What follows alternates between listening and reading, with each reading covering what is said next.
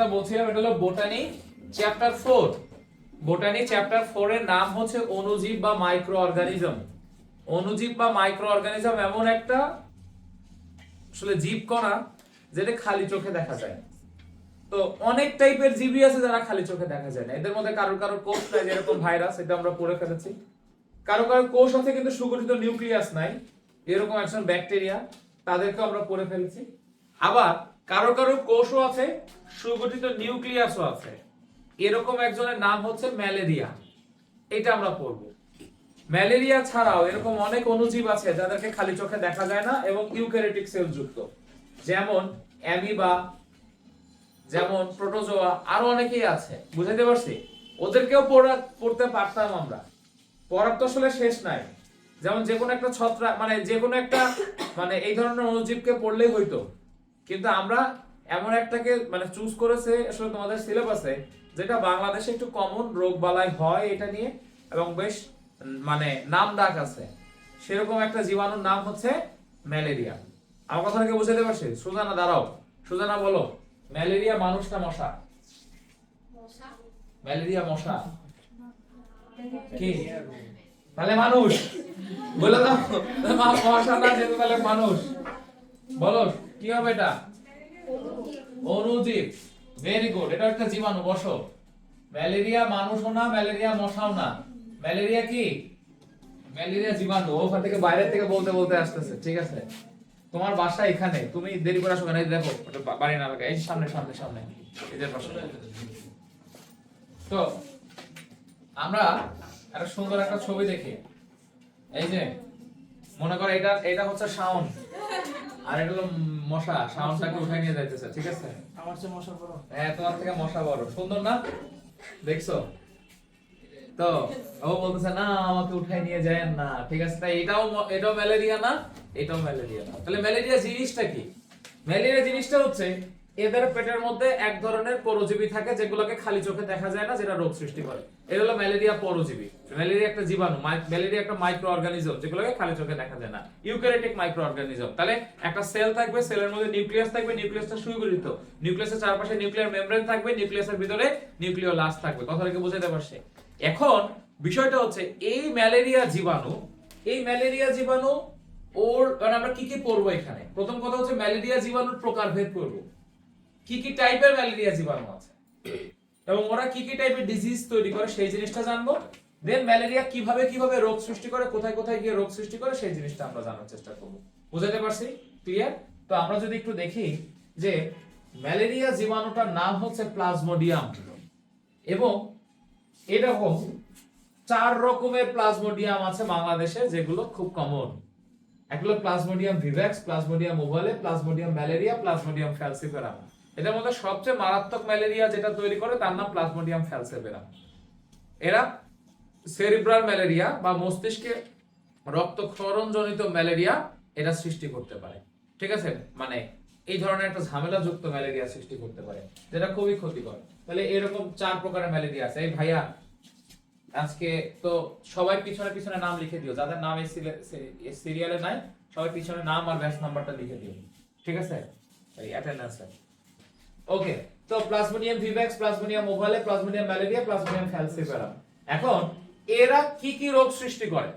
Medical admission টেস্টে সবচেয়ে বেশি বার আসছে এই 4 থেকে প্রশ্ন, যে কোন রোগটা কোন ম্যালেরিয়া সৃষ্টি করে। প্লাজমোডিয়াম ভিনাইন, প্লাজমোডিয়াম ভিভ্যাক্স সৃষ্টি করে বিনাইন টার্সিয়ান ম্যালেরিয়া। বিনাইন মানে হচ্ছে একটু হালকা, আর ম্যালিগন্যান্ট মানে হচ্ছে খুব কঠিন বা খারাপ। মনে থাকবে? যেমন আমরা টিউমারের মধ্যে পড়ছিলাম ওটা বিনাইন টিউমার মানে ঘুমন্ত টিউমার, আর ম্যালিগন্যান্ট মানে জাগ্রত টিউমার বা ক্ষতিকারী টিউমার। ম্যালিগন্যান্ট টিউমারকে ক্যান্সার বলে। তো যেখানে বায়োলজিতে যেখানে বিনাইন দেখবা, বিনাইন মানে ঘুমন্ত বা হালকা বা মৃদু, আর ম্যালিগন্যান্ট মানে হচ্ছে খুব কঠিন বা খারাপ বা শক্তিশালী। মনে থাকবে? তাহলে বিনাইন টার্সিয়াল ম্যালেরিয়া আর একটা ম্যালিগন্যান্ট টার্সিয়াল ম্যালেরিয়া, কোনটা সবচেয়ে বেশি খারাপ? ওই ম্যালিগন্যান্ট টার্সিয়াল ম্যালেরিয়া। তাহলে ভিভ্যাক্স দিয়ে করে বিনাইন টার্সিয়ান, প্লাজমোডিয়াম ওভালে দিয়ে করে mild tertian malaria, plasmodium malaria দিয়ে তৈরি করা হলো কোয়ার্টার ম্যালেরিয়া, প্লাজমোডিয়াম ফ্যালসিফেরাম দিয়ে তৈরি করা হচ্ছে ম্যালিগন্যান্ট টার্সিয়ান ম্যালেরিয়া। এখন প্রশ্ন হচ্ছে এই 4টা জিনিস মনে রাখবো কিভাবে? এটা পরীক্ষার জন্য খুবই ইম্পর্টেন্ট একটা প্রশ্ন। এই 4টা আসে, ঠিক আছে? তো 4টা আমরা মনে রাখবো কিভাবে? এই 4টা মনে রাখার জন্য তোমাদেরকে আমি একটা টেকনিক বাতলে দিতে পারি। তো এই চারটা মনে রাখবো কিভাবে? প্লাজমোডিয়াম ফ্যালসিপারাম, ম্যালিগন্যান্ট টার্সিয়ান ম্যালেরিয়া, মৃদু টার্সিয়ান ম্যালেরিয়া, এগুলো মনে রাখবো কিভাবে এবং কত ঘন্টা পর পর জ্বর আসে এটা মনে রাখবো কিভাবে? চলো আমি একটা ট্রিক্স জানাচ্ছি তোমাদেরকে। আসলে বুঝছো তো, আমার একটা বন্ধু ছিল বুঝছো, তার নাম ছিল মাসুদ। আর মাসুদের গল্প এর আগে তোমাদের বলছি বুঝছো। ও একবার ব্যাংক কাটতে গিয়ে ব্যাংক খেয়ে ফেলছে, মানে ব্যাঙের পা খেয়ে ফেলছে আর কি, ঠিক আছে? ব্যাঙ কেটে আমরা মানে বাজি ধরছি, তুই যদি ব্যাঙের পাটা খাইতে পারিস তাহলে আমরা কাঁচা, তাহলে আমরা তোদেরকে 5টা চকবার খাওয়াবো। তারপর চকবার মানে ওর আসলে ব্যাগটা খাওয়ার ইচ্ছাই ছিল, যা বুঝলাম আর কি, ঠিক আছে? তো এখন মাসুদরা তো ভালো হয় না, হয় মাসুদরা ভালো হয় না। তো আসলে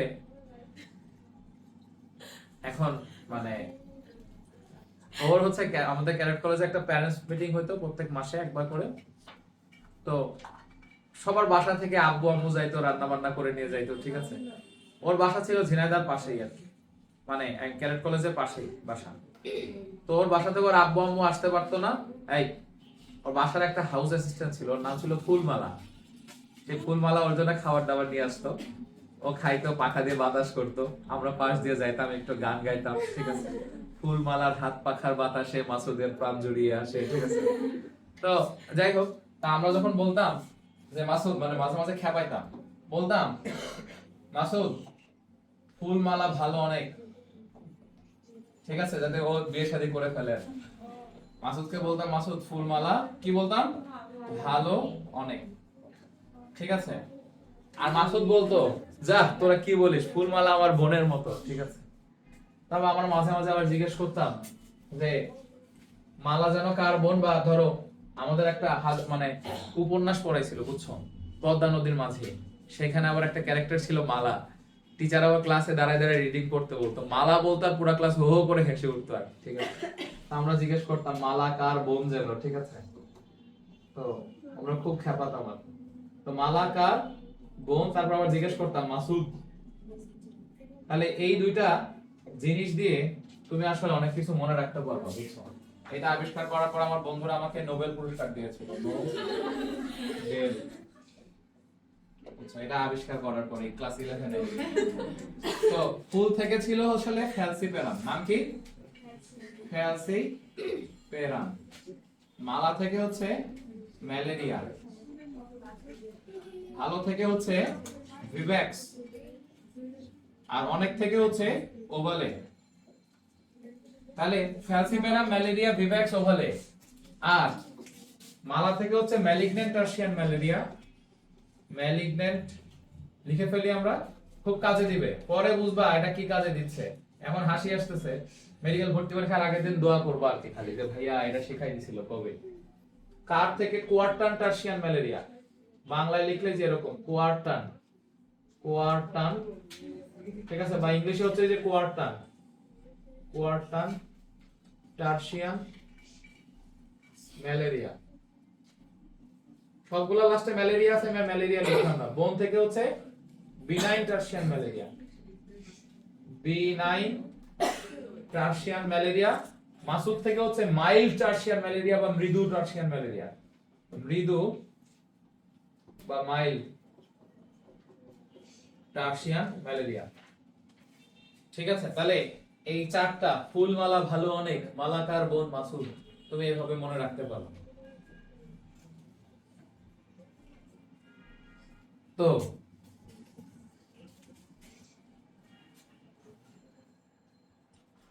আমি ছোটবেলায় যখন টিউশনি করতাম আর কি, বাসায় যে পড়াইতাম, তো আমি এক কুতুবকে শিখাই দিলাম এরকম খুব ট্রিক্স যে যে ফুলমালা ভালো অনেক, মালাকার বোন মাসুদ। আমি বললাম যে নেক্সট ক্লাসে পড়া ধরবো।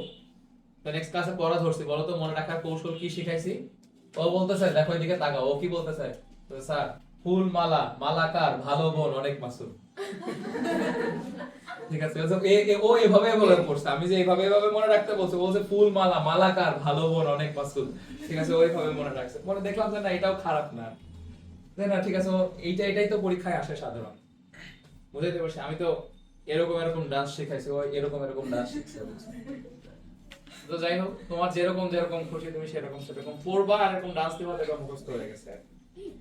ম্যালিগন্যান্ট মানে ওই যে ম্যালিগন্যান্ট মানে খুব খারাপটা, ওকে, আর বিনাইন মানে হচ্ছে ঘুমন্তটা। এই পিছনে দুইটা আবার বান্দা একসাথে হইছস। ওকে, শেষ, আগাবো। আচ্ছা, গান কবিতা লিখতে যদি ক্লাস শেষ হয়ে যায়, বুঝলাম না। এইদিকে দেখো তো, সবার লেখা শেষ। এখন আমরা যদি একটু সামনের দিকে দেখি, দেখো এটা রোগের নাম কি? জ্বর সৃষ্টির প্রকৃতি এবং সুপ্তিকাল, রাইট? তো এই সুপ্তিকালটা কার কতদিন পর পর আসে সেই জিনিসটা আমরা জানলাম। আচ্ছা, এর প্রশ্ন হচ্ছে ম্যালেরিয়ার একটা হিস্ট্রি আছে, বুঝছো? ম্যালেরিয়া নামটা কোথা থেকে এসেছে? ম্যালেরিয়া নামটা এসে ম্যাল মানে খারাপ, আর এরিয়া মানে বাতাস। আসলে খারাপ বাতাস থেকে ম্যালেরিয়া নামটা আসছে। তো ম্যালেরিয়া নামটা মানে হচ্ছে খারাপ বাতাস। ধারণা করা হইতো, আগে মানুষজন ধারণা করতো ম্যালেরিয়া রোগটা হইছে ডাস্টবিনের পাশ দিয়ে মানুষ হেঁটে যাইতেছে, খারাপ গন্ধ নাকে গেছে, তার ম্যালেরিয়া হয়ে গেছে, মানে দূষিত বাতাস। আগেকার দিনে মানুষ তাই ভাবতো। তবে তোমাদের বইতে লেখা আছে, রোনাল্ড রস নামে একজন, এটা মানে এই ইংরেজ সেনাবাহিনীর একজন ডাক্তার, তিনি মানে পরবর্তীতে এই রোগটার কথা বোঝেন যে এটা একটা পরজীবী বাহিত রোগ এবং এটা মশার মাধ্যমে ছড়া একটা পরজীবী বাহিত রোগ। কথাটা কি বুঝাইতে পারছি? এবং এটা ম্যালেরিয়া একটা পরজীবী। এই আস্তে আস্তে তারপরে ম্যালেরিয়ার জীবাণুর কথা আসছে। দেখো বাংলাদেশে এই রোগটা পার্বত্য চট্টগ্রামের দিকে মানুষের বেশি হয়। এক একটা জায়গার এক একটা এন্ডেমিক জোন থাকে। পার্বত্য চট্টগ্রামের পাহাড়ি মশার শরীরের মধ্যে এটা থাকে। এখন প্রশ্ন হচ্ছে ভাইয়া, এই ম্যালেরিয়ার জীবাণুটা ছড়ায়টা কিভাবে? তো ম্যালেরিয়া জীবাণুটা ছড়ায়টা কিভাবে? আমি যদি তোমাদেরকে একটা ছবিতে দেখাই, এই যে দেখো, আসলে ম্যালেরিয়া জীবাণুর বাহক আসলে দুইটা, একটা হচ্ছে মানুষ আর একটা হচ্ছে মশা, বুঝছো? তো খুব সুন্দর না, কিউট না ছবিটা? দেখছিলাম আমরা। তো দেখো, একটা মশা এখানে কামড়ায় গেল, এটা মানুষের শরীরে লিভার এবং রেড ব্লাড সেলসের মধ্যে এসে এরা বড় হয়, তারপরে আবারও মশার শরীরে যায়। এটা একটা লাইফ সাইকেল আছে, একবার মানুষের শরীরে, দেন মশার শরীরে, দেন মানুষের শরীরে, দেন মশার শরীরে, ঠিক আছে? এরকম ভাবে এই সাইকেলটা ঘুরতেই থাকে। তাহলে ম্যালেরিয়া জীবাণুর দুইজন মানে বাহক আছে, বুঝছো? কয়জন বাহক আছে?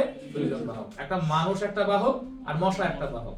মনে থাকবে, বাহককে ইংলিশে বলে ভেক্টর, ঠিক আছে? বাহককে ইংলিশে বলে ভেক্টর বা হোস্ট, মনে থাকবে। তাহলে ভেক্টর মানে ছড়ায় যার মাধ্যমে। তাহলে they have two types of vector, আর মানুষ এক ধরনের ভেক্টর আর মশা এক ধরনের ভেক্টর।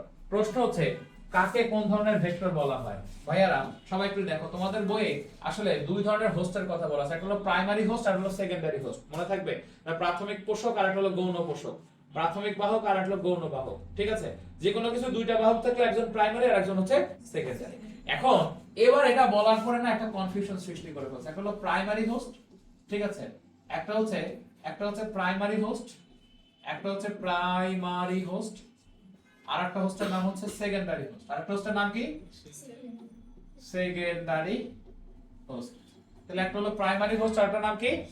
Secondary host. তাহলে প্রাইমারি হোস্ট আর সেকেন্ডারি হোস্ট এই দুটোর মধ্যে পার্থক্যটা কি? তো প্রাইমারি হোস্ট মানে আর সেকেন্ডারি হোস্ট মানে কি?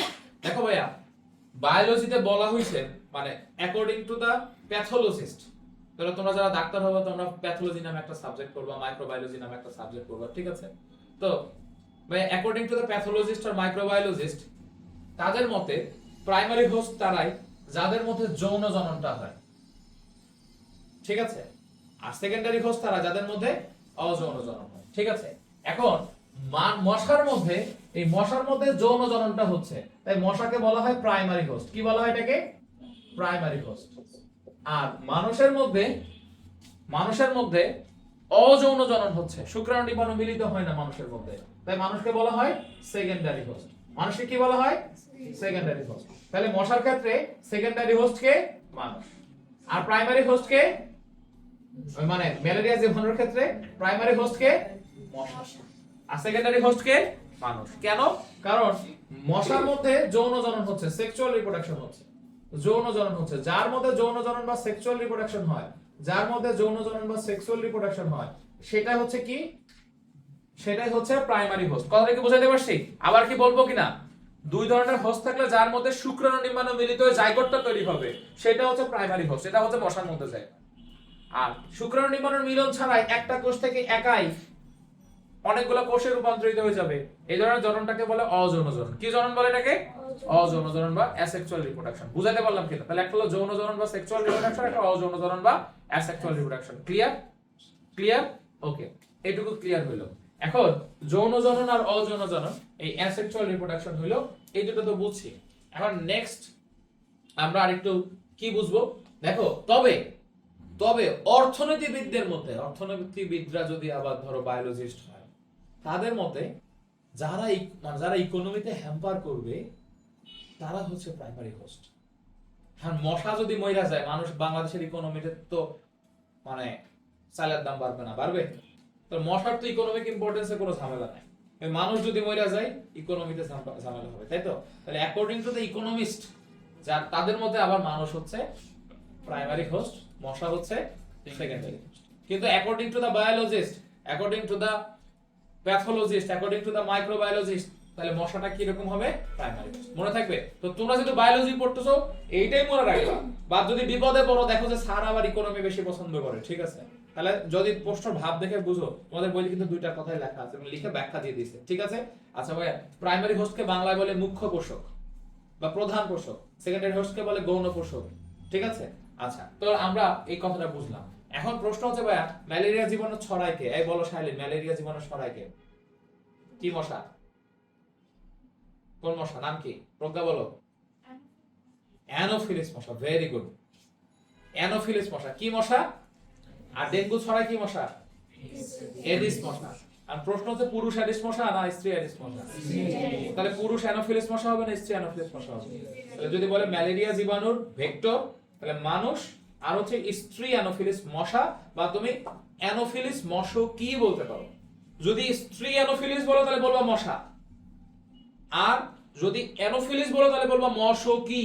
মশকি মানে ফিমেল মসকিউটো। ইংলিশে আর কোনো ঝামেলা নাই, ঠিক আছে? তবে হ্যাঁ, ইংলিশে তুমি এটা জেন্ডার চেঞ্জ করতে পারো। মসকিউটোর মানে ফিমেল জেন্ডারকে কি বলে জানো? হ্যাঁ, কে বলতে পারে দেখি? মসকিউ বলো হচ্ছে। হ্যাঁ হইলো, জোরে বলো, কে বললো? মসকিউট্রিক্স। ফিমেল মশাকে বলে মসকিউট্রিক্স। জেনে রাখবা, পরীক্ষায় লিখতেও আসতে পারে, দেখা গেল আবার ট্রান্সলেট করে মসকিউট্রিক্স দিয়ে দিয়েছে, তুমি বলো ভাই রে ভাই, এটা আবার কি কি ধরনের ট্রিক্স এটা? ঠিক আছে, তো মসকিউট্রিক্স ফিমেল মশা, মনে থাকবে। তাহলে যদি বলো স্ত্রী অ্যানোফিলিস মশা, আর অ্যানোফিলিস মশকি, ঠিক আছে? কেন ফিমেল মশাই রোগ জীবাণুটা ছড়ায়, কেন মেল মশা রোগ জীবাণু ছড়ায় না? কারণ মেল মশা কামড়ায় না, ফিমেল মশাই কামড়ায়। বুঝাইতে পারছি? এসব কামড়া কামড়ি কে করছে? ফিমেল মশা করছে। কেন জানো?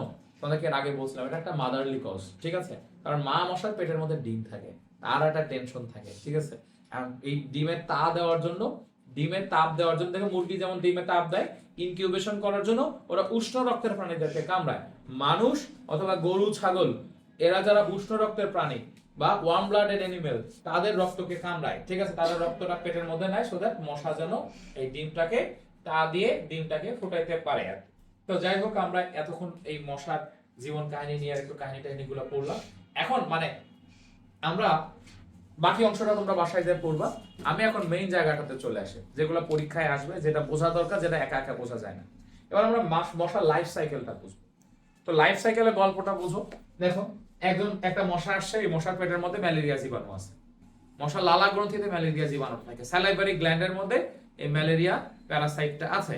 ওই মশা এসে একটা মানুষকে কামড়াইলো, সুস্থ মানুষকে কামড়াইলো। সুস্থ মানুষকে কামড়াইলে মশা আসে কেন কামড়াইলো? সে রক্ত নেওয়ার জন্য আসছে, কিন্তু তার স্যালাইভারি গ্ল্যান্ডের মধ্যে এই ম্যালেরিয়া জীবাণুগুলো ছিল। সেই ম্যালেরিয়া জীবাণুগুলো কিছুটা মানুষের মধ্যেও দিয়ে দিল। কথাটা কি বুঝছি? এই ম্যালেরিয়া জীবাণু আবার এরা কেমোট্যাক্সিস নামক একটা স্পেশাল পদ্ধতি আছে, কেমিক্যাল সাবস্টেন্সের কারণে সারা দিয়ে একটা ধরনের দিকমুখিতা আছে, ঠিক আছে? এটাকে বলে কেমোট্যাক্সিস। এটা কেমোট্যাক্সিসের মাধ্যমে মানুষের লিভারের মধ্যে চলে যাবে। প্রথমে কার কাছে যাবে? লিভার। তাহলে হাতের মধ্যে কামড়াইছে, পায়ের মধ্যে কামড়াইছে, মুখে কামড়াইছে, রক্তের মাধ্যমে কার কাছে চলে যাবে? আগে লিভারের কাছে যাবে। কার কাছে যাবে? লিভারে। তো লিভারে যে একটা ওরা জীবন চক্র সংগঠিত করবে, জীবন চক্র, অযৌন জীবন চক্র সংগঠিত করার পদ্ধতিটাকে বলে সাইজোগনি। কি বলে? কিছু লিখতে হবে না, লিখে দিব পরে। তো এটাকে অযৌন জীবন চক্র সংগঠিত করার পদ্ধতিটাকে কি বলে? সাইজোগনি। মুখে বলো, কি বলে? সাইজোগনি মানে একটা অ্যাসেক্সুয়াল রিপ্রোডাকশন। একটা মশকি ঢুকবে, দেখো যে এক লিভারের সেল, লিভারের হেপাটিক সেলের মধ্যে একটা কোষ ঢুকছে, একটা ম্যালেরিয়া জীবাণু ঢুকছে, হাজার হাজার হয়ে বের হইছে। কথাটা কি বুঝতে পারছি? এই যে ওরা নিজেদেরকে রিপ্রোডাকশন করলো, এখানে তো একটা কোষ থেকে রিপ্রোডাকশন হয়েছে, তাই না? তাই এটা হলো অযৌন জনন বা অ্যাসেক্সুয়াল রিপ্রোডাকশন। আর যদি শুক্রাণু ডিম্বাণু দুটো মিলিত হয়ে জাইগোট হইতো, তাহলে এটাকে আমরা কি বলতাম? যৌন জনন বা সেক্সুয়াল রিপ্রোডাকশন। বুঝতে পারছি? তাহলে একটা কোষ থেকে অসংখ্য কোষ তৈরি হয়েছে। এই কোষগুলো আবার কি করবে? এই কোষটা এই হেপাটিক সেলটা ফেটে ছিঁড়ে এই কোষগুলো এখানে বাইরে বেরিয়ে চলে আসবে। কথাটা কি বুঝছো তো? এই হেপাটিক কোষটা ফেটে ছিঁড়ে এই কোষগুলো এখন বাইরে চলে আসবে। এই যে কোষগুলো যে বাইরে চলে আসলো, এই কোষগুলো যে বাইরে আসছে, এটা আসবে রেড ব্লাড সেলসের কাছে। কার কাছে আসবে? রেড ব্লাড সেলসের কাছে আসবে। এই কোষগুলো আসবে রেড ব্লাড সেলসের কাছে। এই রেড ব্লাড সেলসের কাছে এসে রেড ব্লাড সেলসের মধ্যে আরেক ধরনের সাইজোগনি হবে। রেড ব্লাড সেলসের মধ্যে আর কি হবে? রেড ব্লাড সেলসের মধ্যে সাইজোগনি হবে। রেড ব্লাড সেলসের মধ্যে সাইজোগনি হয়ে রেড ব্লাড সেলসটা আবার ফেটে যাবে। ঠিক আছে, এটাকে বলে ইরাইথ্রোসাইটিক সাইজোগনি। এটা হলো লিভারের মধ্যে হেপাটিক সাইজোগনি, এটা হলো ইরাইথ্রোসাইটিক সাইজোগনি। এবার এটা ব্লাডের মধ্যে এই গ্যামেটগুলো ঘুরে বেড়াবে। এগুলো একটা হলো শুক্রাণু আর একটা হলো ডিম্বাণু। বড়গুলো ডিম্বাণু আর ছোটগুলো শুক্রাণু। ঠিক আছে, এই শুক্রাণু ডিম্বাণুগুলো মানুষের শরীরের মধ্যে ঘুরে বেড়াবে। তারপরে আবারও আরেকটা মশা এসে এই অসুস্থ মানুষটাকে কামড়াবে। এই মশাটা ছিল সুস্থ, এবার এই অসুস্থ মানুষকে কামড়ালে এই দুইটা ডিম্বাণু মশা পেটের মধ্যে করে নিয়ে যাবে। তাই মশার পেটের মধ্যে যে আবার শুক্রাণু ডিম্বাণু মিলিত হয়ে একটা জাইগোট তৈরি হবে। মশার পেটের মধ্যে, যে মশার পেটের মধ্যে ক্রপের মধ্যে এই শুক্রাণু আর ডিম্বাণুগুলো মিলিত হয়ে জাইগোট তৈরি করবে। জাইগোট তৈরি করে আবার এই জাইগোটটা আবার কিছু রিপ্রোডাকশনের মাধ্যমে জাইগোট থেকে এরকম স্পোরোজয়েড তৈরি হয়ে মশার লালা গ্রন্থিতে জমা থাকে। আবারও ওই মশা যখন একটা মানুষকে কামড়াবে, ওই চক্রটা আবারও হইতে থাকবে। ঠিক আছে, তাহলে এরকম ভাবে ওই মশার তাহলে একবার যৌন জনন আর একবার অযৌন জনন। মশার শরীরের মধ্যে সেক্সুয়াল রিপ্রোডাকশন, মানুষের শরীরের মধ্যে যায় অ্যাসেক্সুয়াল রিপ্রোডাকশন। এইভাবে সেক্সুয়াল অ্যাসেক্সুয়াল রিপ্রোডাকশনের মাধ্যমে এই মশাটা আজীবন ছড়াইতেই থাকবে। কথাটাকে বোঝাতে পারছি? এখনো বাংলাদেশে এটা প্রিভেল করে, তবে এখন এটার প্রকোপটা কম। বিশেষ করে পার্বত্য চট্টগ্রামে গেলে অবশ্যই মানে মশা থেকে সেফ থাকার মানে ব্যবস্থা করতে হবে, কারণ ওইখানে ম্যালেরিয়া জীবাণুটা হয়। এবং ম্যালেরিয়া জীবাণু হলে এই রোগ মানে জ্বরের সিমটম তোমাদের বই দেওয়া আছে। 104 থেকে 6 ডিগ্রি সেলসিয়াস পর্যন্ত জ্বর আসতে পারে, মানে বিশাল কাঁপুনি দিয়ে জ্বর। এবং যেহেতু রেড ব্লাড সেলস ভেঙে যায়, সেহেতু তোমার কি হইতে পারে?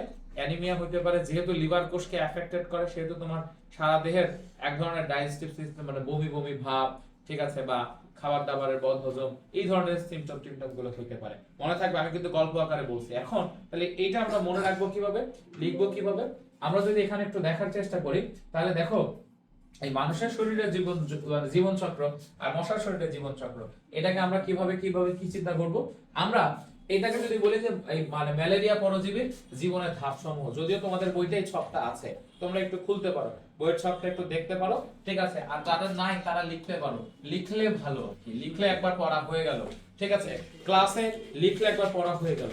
আর যারা মনে করবো যে না আমি একটু দেখতে চাচ্ছি, এটা দেখতে পারো। এটা লেখাটা ম্যান্ডেটরি বলছি না আমি। দেখো ম্যালেরিয়া পরজীবীর জীবন চক্রের ধাপ সমূহ, কি কি ধাপ আছে মানে এর স্টেজেস অফ মানে স্টেজ অফ ম্যালেরিয়াল প্যারাসাইট কি কি আছে মানব দেহে আর মশকির দেহে।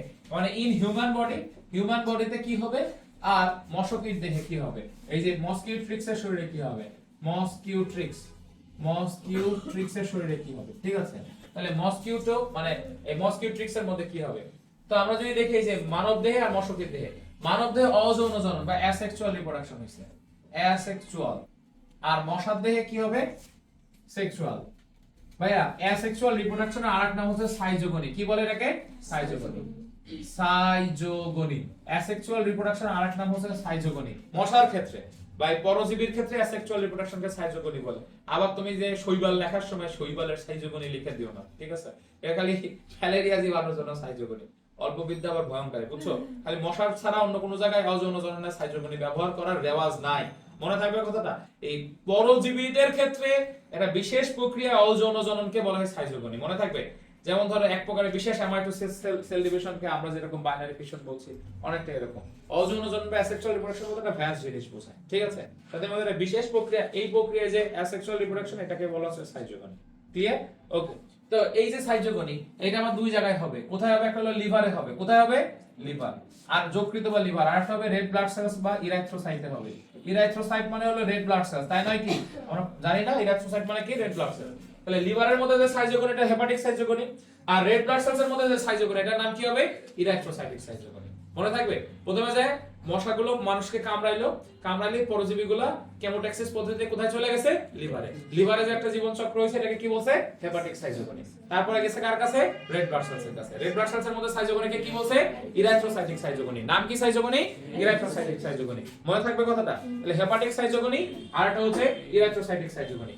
এখন আমরা হেপাটিক সাইজোগনি সম্পর্কে বোঝার চেষ্টা করব।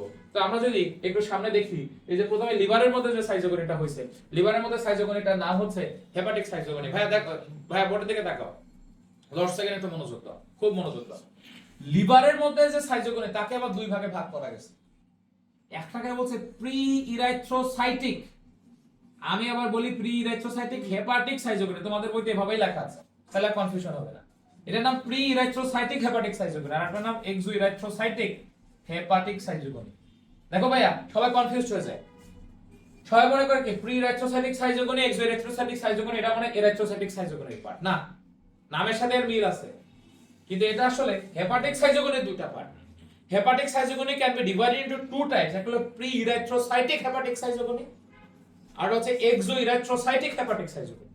প্রশ্ন হচ্ছে কেন এরকম কনফিউজিং নাম দিল, কারণ আছে, চলো আমরা কারণটা বোঝার চেষ্টা করি। ঠিক আছে, তোমরা যারা ডাক্তার হতে চাও তারা দেখবা যে এই টপিকটা তোমাদের ওই মানে মেডিকেল কলেজ লাইফেও পড়তে হবে, বুঝছো?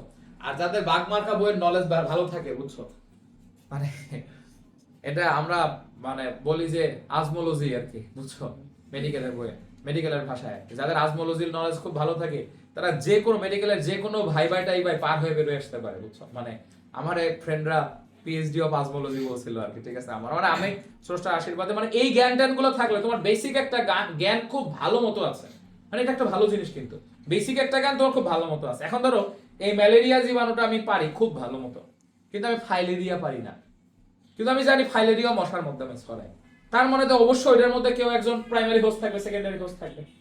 খালি আমি দেখে নিব কার মধ্যে যৌন জনন হইতেছে, মানুষের মধ্যে হইছে না মশার মধ্যে, মানে ওই মশার মধ্যে হইছে ফাইলেরিয়ার ক্ষেত্রে।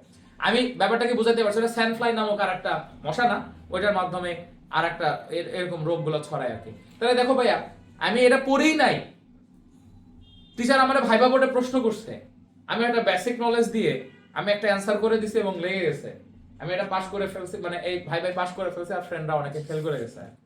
তো ওরা সারা রাত ধরে পড়ছে কিন্তু ওইটা পড়ে নাই, কিন্তু ওই যে বেসিক যে নলেজটা আমি তোমাদেরকে এইটা করার কথা বলছিলাম যে নিজেকে জাহির করে না, মানে যারা যারা পারে, যারা যারা এই জিনিসটা ভালো পারে তারা তারা অনেক দিন পর্যন্ত এইটা নিয়ে মানে চালাই যেতে পারবে। এক, দুই হচ্ছে ভাই নিজেদের লাইফে তোমরা এটা কাজে লাগাইতে পারবে। একটা হলো প্রি ইরাইথ্রোসাইটিক হেপাটিক সাইটোকনি, এক্সো ইরাইথ্রোসাইটিক হেপাটিক সাইটোকনি, ঠিক আছে। এবং দেখো এই ক্যাটাগরির সকল জীবেরই এই ধরনের সাইটোকনি হয়, এই গল্পটা বলার মূল উদ্দেশ্য আবার অনেকটা এইটা। তো প্রি ইরাইথ্রোসাইটিক হেপাটিক সাইটোকনি কেন বলা হয় চলো আমরা একটু দেখি, এবং এক্সো ইরাইথ্রোসাইটিক হেপাটিক সাইটোকনি কেন বলা হয়। আমরা যদি এই ছবিটার মধ্যে একটু ঢুকি, আমরা যদি এই ছবিটার মধ্যে একটু ঢুকি, তুমি দেখো এই যে বড় দিকে তাকাও, এই যে মশাটা মানুষকে কামড়াইছে, এই জীবাণুটা লিভারে চলে আসছে, ঠিক আছে। এই বলো ফারিদ, বলো লিভারে আসছে কোন ধরনের প্রক্রিয়ায়? এই ম্যালেরিয়া জীবাণু লিভারের মধ্যে আসছে কোন ধরনের প্রক্রিয়া? বলছি আমি ক্লাসে, কেন জানবা না? এই টুনা বলো, রাই বলো, কেমোট্যাক্সিস প্রক্রিয়া, বলছি না কথাটা? কেমিক্যাল সাবস্টেন্সের কারণে সারা দিয়ে এক ধরনের দিকমুখিতা, লিভার একটা কেমিক্যাল সাবস্টেন্স নিক্ষেপ করে, ঠিক আছে, ওইটাকে বুঝে যে লিভার এদিকে আছে, এদিকে সারা দিয়ে ওই আস্তে আস্তে আস্তে আস্তে মুভ করে, এটা না হলো কেমোট্যাক্সিস। মুখে বলো নাম কি? কেমোট্যাক্সিস। কেমোট্যাক্সিস পদ্ধতিতে লিভারে আসছে, এই লিভারে আসার পরে এই লিভারের মধ্যে সাইটোকনি হইছে, ঠিক আছে। তো লিভারের মধ্যে সাইটোকনি হইছে, এই লিভারের মধ্যে যে সাইটোকনি, এই ধরনের সাইটোকনিকে কি সাইটোকনি বলে বলো তো? হেপাটিক সাইটোকনি। কে বললে না বললাম, আবার ছায়া থাকে এতিমের মতো, ভাইয়া বলবে তখন হ্যাঁ এরকম এরকম করবো, আমি এরকম এরকম, আর ভাইয়া যদি বলে এরকম না না তো এই যে কোন জায়গাটা যে আসলো কেমোট্যাক্সিস পদ্ধতিতে, কার মধ্যে আসে? হেপাটিক সেলের মধ্যে আসে, হেপাটিক সেলের মধ্যে ঢুকে গেছে। তো হেপাটিক সেলের মধ্যে ঢুকে গেল, বোর্ডের দিকে তাকাও, এটার মধ্যে ঢুকে আস্তে আস্তে বড় হয়ে ঢুকছে, ওই যে সুই হয়ে ঘরে ঢুকে ফাল দিয়ে বের চলে আসছে, ঠিক আছে, এরকম টাইপের। তো এটা আবার ইংলিশ কি জিজ্ঞেস করছে? আচ্ছা ধরো এটা পরে বলবো না ইংলিশ টাইপের। তো এইটা ছিঁড়ে ফেটে এই জিনিসগুলো বাইরে চলে আসছে, বাইরে আসার পরে ভাইয়া এদের মধ্যে কেউ কেউ আছে ছোট, কেউ কেউ আছে বড়, এদের নাম হচ্ছে মেরোজয়েট। এদের মধ্যে এদের নাম হলো ক্রিপ্টোমেরোজয়েট। এদের মধ্যে কেউ কেউ আছে ছোট ক্রিপ্টোমেরোজয়েট, কেউ কেউ বড় ক্রিপ্টোমেরোজয়েট। ছোটগুলোকে বলে মাইক্রো ক্রিপ্টোমেরোজয়েট, বড়গুলোকে কি বলে? মেগা ক্রিপ্টোমেরোজয়েট। বোর্ডের দিকে তাকাও। এখন লিভার কোষগুলো তো পাশাপাশি অনেকগুলো একসাথে অ্যাডজাস্টেড হয়ে আছে, তাহলে একটা লিভার কোষকে বেরোয় আসে, কেউ কেউ আবার আশেপাশে লিভার কোষকে আক্রমণ করবে, আর কেউ কেউ আবার লিভার কোষকে ফাঁকি দিয়ে বাইরে বেরিয়ে এসে রেড ব্লাড সেলসকে আক্রমণ করা শুরু করবে।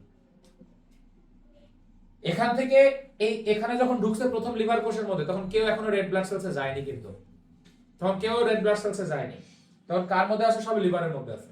প্রথম স্তরে লিভার কোষকে আক্রমণ করা শেষ হইলে মাইক্রো ক্রিপ্টোমেরোজয়েট গুলো বা যেগুলো ছোট ছোট, সেগুলো দুইটা লিভার কোষের ফাঁক গলিয়ে বেরে কার কাছে চলে যাবে? আরবিসির কাছে চলে যাবে। কার কাছে চলে যাবে? রেড ব্লাড সেলসের কাছে চলে যাবে। যেখান থেকে ফাঁক গলে বেরোয় কেউ কেউ আসে রেড ব্লাড সেলসের কাছে, আর বাকিগুলা গেছে কি আরো তোমার লিভার কোষের কাছে গেছে, ঠিক আছে?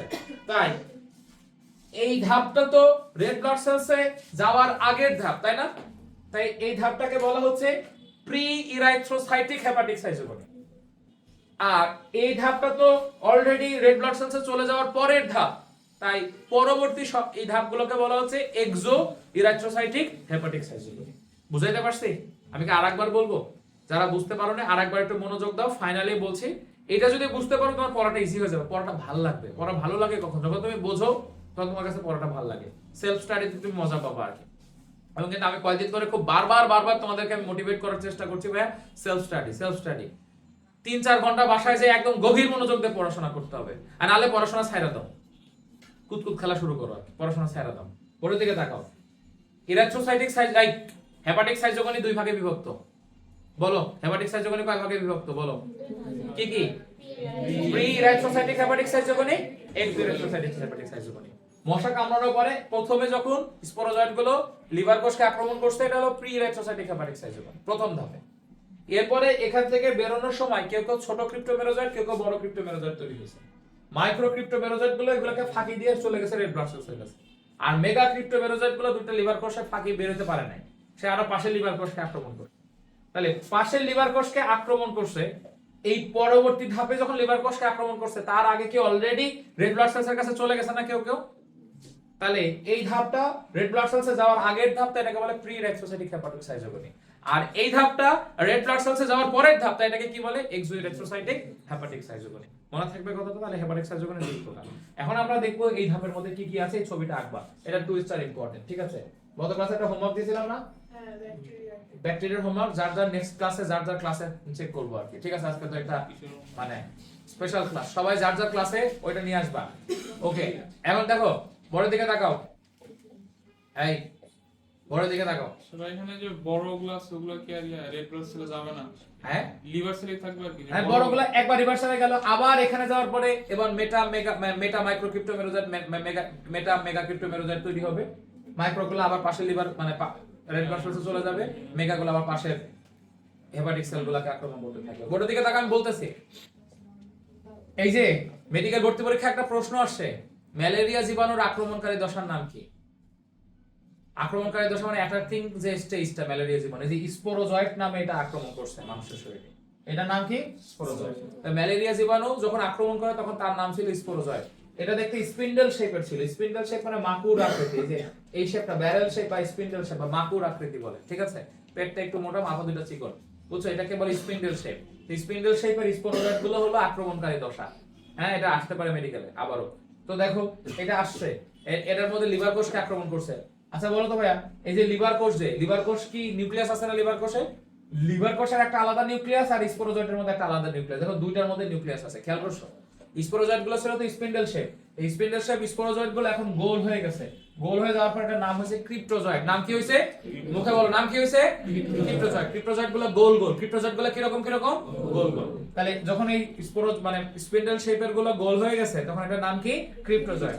এই ক্রিপ্টোজয়েড গুলো সাইজে আবার বড় হয়েছে, ঠিক আছে? কিরকম হয়েছে? সাইজে বড় হয়েছে। বড় হওয়ার পরে দেখো অসংখ্য ছোট ছোট কোষ আছে এটার মধ্যে, আছে না? অসংখ্য ছোট ছোট কোষ আছে এটার মধ্যে। তাহলে এই যে একটা নিউক্লিয়াস থেকে অসংখ্য নিউক্লিয়াস হয়েছে, একটা নিউক্লিয়াস থেকে অসংখ্য নিউক্লিয়াস হওয়ার এই প্রক্রিয়াটাই সাইজোগনি। মনে থাকবে? সবার ক্ষেত্রে কিন্তু এরকম ভাবে রিপ্রোডাকশন হয় না। এখানে একটা নিউক্লিয়াস থেকে অসংখ্য নিউক্লিয়াস হয়ে গেছে, এই ধরনের অ্যাসেক্সুয়াল রিপ্রোডাকশনকে সাইজোগনি বলে। এবং দেখো অসংখ্য নিউক্লিয়াস হয়ে গেছে এবং নিউক্লিয়াসের চারপাশে সবগুলোর সাইটোপ্লাজম তৈরি হয়েছে। প্রত্যেকটা নিউক্লিয়াসের চারপাশে সবগুলোর কি তৈরি হয়েছে? সাইটোপ্লাজম। প্রত্যেকটা নিউক্লিয়াসের চারপাশে কি তৈরি হয়েছে? সাইটোপ্লাজম। এবং এই যে প্রত্যেকটা নিউক্লিয়াসের চারপাশে এরকম সাইটোপ্লাজম যে তৈরি হয়েছে, এটা ভেঙে গেল, ভেঙে ফেটে যায় এই কোষগুলো, এই যে এই জিনিসগুলো এদিক দিয়ে বের হয়ে আসবে, ঠিক আছে? যখন এগুলো বের হয়ে আসবে তখন এটার নাম হবে মেরোজয়েড। নাম কি? মেরোজয়েড। প্রথমবার যে মেরোজয়েড তৈরি হবে তার নাম হলো ক্রিপ্টোমেরোজয়েড। নাম কি? ক্রিপ্টোমেরোজয়েড। এই cryptomerozoite may be of two types, একটা হচ্ছে মাইক্রো ক্রিপ্টোমেরোজয়েড,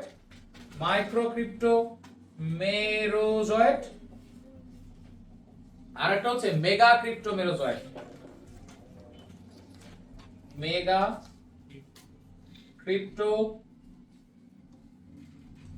মেরোজয়েড। তাহলে একটা মাইক্রো ক্রিপ্টো মেরোজয়েড আর একটা হচ্ছে মেগা ক্রিপ্টো মেরোজয়েড। এই মাইক্রো ক্রিপ্টো মেরোজয়েড গুলো রেড ব্লাড সেলসে চলে যাবে দুইটা লিভার কোষকে ফাঁকি দিয়ে। মাইক্রো ক্রিপ্টো মেরোজয়েড গুলো আরবিসি তে চলে যাবে, এইগুলো চলে যাবে হচ্ছে টু আরবিসি, আর এইগুলো হচ্ছে অ্যাডজাসেন্ট লিভার কোষকে, অ্যাডজাসেন্ট হেপাটিক সেল, এগুলো যাবে অ্যাডজাসেন্ট হেপাটিক সেলের কাছে। মেগা যেগুলো সেগুলো অ্যাডজাসেন্ট হেপাটিক সেলের কাছে যাবে। মেগা ক্রিপ্টো মেরোজয়েড গুলো অ্যাডজাসেন্ট হেপাটিক সেলের কাছে যাবে। অ্যাডজাসেন্ট হেপাটিক সেলের কাছে গিয়ে ওরা আবার একটা সাইটোকনি করবে। ওই যে সাইটোকনিটা করলো, ওই সাইটোকনির মধ্যে দেখো ক্রিপ্টো মেরোজয়েড গুলো ঢুকছে, দেখো বোর্ডের দিকে তাকাও। এই মেরোজয়েড গুলো কিন্তু আবার দেখো একটু ওই যে লোকেশন চিহ্নের মতো, দেখছো? মানে পুরো স্পেন্ডেল শেপ না, আবার একদিকটা চুক্ষা, দেখছো? যে লোকেশন চিহ্ন যেরকম আমরা দিই অনেকটা এরকম, ঠিক আছে? এটা বেলুনের মতো অনেকটা, তো বেলুন চিহ্নের মতো আর কি। তো এই যে ক্রিপ্টো মেরোজয়েড গুলো যে ঢুকলো, ঢোকার পরে ক্রিপ্টো মেরোজয়েড গুলো আবারও গোল হয়ে গেল, ক্রিপ্টো মেরোজয়েড গুলো আবারও গোল হয়ে গেল শেপে। তারপরে আবারও আগের মতো সেই সাইজোগনি করা শুরু করলো। সাইজোগনি করার শুরুতে যখন গোল হয়ে যায় এই অবস্থাটার নাম হলো সাইজোন। এই সাইজোনটার পরে দ্বিতীয়বার যখন বের হবে তখন এটার নাম মেটা ক্রিপ্টো মেরোজয়েড। প্রথমবার ছিল শুধু ক্রিপ্টো মেরোজয়েড, বোর্ডের দিকে তাকাও, বোর্ডের দিকে তাকাও। প্রথমবার ছিল শুধু ক্রিপ্টো মেরোজয়েড। আমি কিন্তু একটা মাথা ফাটাই দিব, বুঝছো? তো প্রথমবার ছিল এটার নাম কি ছিল? Crypto merozoite. আর পরের বার এটার নাম কি ছিল? মেটা ক্রিপ্টো মেরোজয়েড। মুখে বলো নাম কি ছিল? আর মেটা শব্দটার মানে কি জানো? মেটা মানে কি? ফেসবুক। মেটা মানে ফেসবুক না, মেটা মানে পরিণত বা ম্যাচিউরড। বায়োলজিতে যেখানেই মেটা শব্দটা দেখবা, মেটা মানে হলো পরিণত বা ম্যাচিউরড। ম্যাচিউরড বা বড়। তোমরা যে কেমিস্ট্রিতে মেটা পড়ছো না, মেটা মানে মাঝখানের দিকে, মানে মাঝখানের দিকে কখন যায়? পরিণত অবস্থায়, মানে বয়সের মাঝামাঝি সময়। মেটা মানে কোনো কোনো ক্ষেত্রে মাঝামাঝি, কোনো কোনো ক্ষেত্রে পরিণত। আমরা কি বয়সের মাঝামাঝি সময় পরিণত থাকি না? অনেকটা এরকম, ঠিক আছে? পরিণত বোঝায় অথবা মাঝামাঝি অবস্থা বোঝায় বা ম্যাচিউরড অবস্থা বোঝায়, এরকমটাই। তাহলে দ্বিতীয়বার যখন যে ক্রিপ্টো মেরোজয়েড গুলো তৈরি হবে তখন এটাকে বলবো না মেটা ক্রিপ্টো মেরোজয়েড। তুমি যদি বুঝে বড় ভাই, ব্রেইনে প্রেসার দিতে হবে কম, ঠিক আছে? ব্রেইনে প্রেসার দিতে হবে কম। তাহলে এই যে এটা মেটা ক্রিপ্টো মেরোজয়েড গুলো তৈরি হলো, এবার মেটা ক্রিপ্টো মেরোজয়েড গুলো ভাঙা, ঠিক আছে, আবারও ওই মাইক্রো মেটা ক্রিপ্টো মেরোজয়েড তৈরি হবে, আবার মেগা মেটা ক্রিপ্টো মেরোজয়েড তৈরি হবে। মাইক্রো গুলো হচ্ছে আবারও আরবিসি এর কাছে চলে যাবে, মেগা গুলো আবারও পাশে লিভার অ্যাডজাসেন্ট সেল গুলোকে আক্রমণ করবে। এবং এই ধাপ থেকে শুরু করে এরপরে যত ধাপ হবে সবাই এক্সোইরেথ্রোসাইটিক সাইজোগনির অংশ। প্রথমবার শুধু সাইজোগনিটাকে প্রি রেথ্রোসাইটিক হেপাটিক সাইজোগনি বলবো, আর পরে যত ধাপ হবে ততকে কি বলবো? সব এক্সোইরেথ্রোসাইটিক সাইজোগনির অংশ, ঠিক আছে? এই জন্য ম্যালেরিয়া জীবাণু প্রথম মানে 7 থেকে এই যে এই ধাপটুকু সংগঠিত হতে 7 থেকে 10 দিন সময় লাগে, প্রি রেথ্রোসাইটিক হেপাটিক সাইজোগনি। এই জন্য 7 থেকে 10 দিনের মধ্যে রক্ত পরীক্ষা করলে রক্তে ম্যালেরিয়া জীবাণু পাওয়া যায় না, কারণ 7 থেকে 10 দিন পরে তো না কিছু মাইক্রোক্রিপ্টো মেরোজয়েড গুলো রেড ব্লাড সেলসের কাছে আসছে, তখন এটা বোঝা যাবে। স্পোরোজয়েড অবস্থায় যখন মশা কেবলই কামড়াইছে তখন বোঝা যায় না। মানুষের শরীরে একটা সাইজোগনি হয়ে যখন রক্তে আসে তখন এটা বোঝা যায় ম্যালেরিয়া জীবাণুটাকে সাধারণত, ঠিক আছে? আচ্ছা, এবার আমরা দেখলাম তাহলে এই মানে হেপাটিক সাইজোগনি শেষ নাকি? বুঝতে পারছি? এটা 2 স্টার ইম্পর্টেন্ট।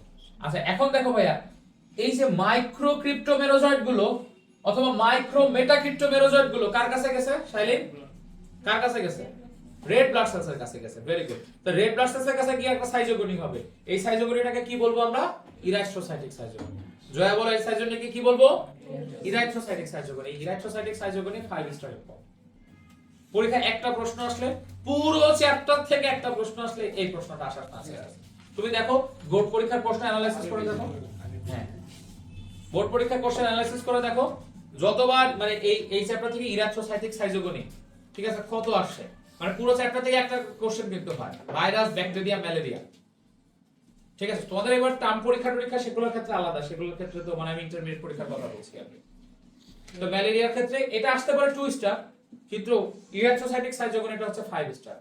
ভাই এই প্রসেসটা মানে কতক্ষণ বা কতদিন পর্যন্ত চলবে? যে 8 থেকে 15, এটা 7 থেকে 10 দিনের মধ্যে এখানে আসছে রক্তের মধ্যে।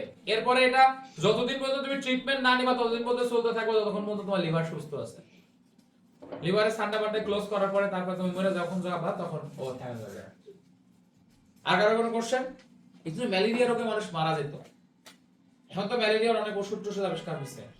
বিশেষ করে যখন ওই যে মানে এটা কখন ইংরেজ সোলজাররা যখন ওই যে জাপানিদের বিরুদ্ধে যুদ্ধ করতে হয় পাহাড়ি অঞ্চলগুলোতে, ঠিক আছে, তখন এই মশার কামড়ে টমেটোতে মানুষ মরে গেছে অনেক।